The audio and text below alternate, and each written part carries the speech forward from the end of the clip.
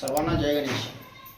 मुंबई येथे आज एक घटना घडली की एक सार्वजनिक गणेश उत्सव मंडळ गणेश बाप्पाची मूर्ती आगमन सोहळा करत असताना त्या ठिकाणी एक अनुचित प्रकार घडला आणि त्या ठिकाणी 2 गणेश भक्तांचा प्राण त्यांना तिथं गमवावा लागला।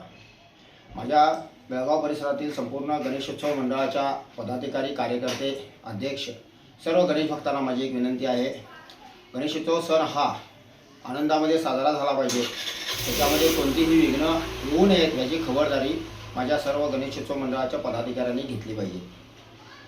माझी एक विनंती गणेशोत्सवाच्या पदाधिकाऱ्यांना आहे की तुम्ही हा सण साजरा करत असताना, आगमन सोहळा साजरा करत असताना तिथेही कोणताही अनुचित प्रकार घडू नये याची खबरदारी घ्यावी।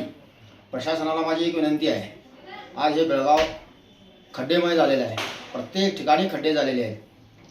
कदाचित त्या खड्ड्यांमध्ये त्या खड्ड्यावरून जात असताना तिथं त्या ठिकाणी कोणताही अनुचित प्रकार घडला तर याला प्रशासन जबाबदार राहील, जनता त्याला कधीच माफ करणार नाही। प्रशासनानं देखील आपलं कार्य तत्परतेनं करावं आणि जे खड्डे पडले ते खड्डे मुजवून व्यवस्थितरित्या मार्ग करून द्यावा ही प्रशासनाला देखील माझी विनंती।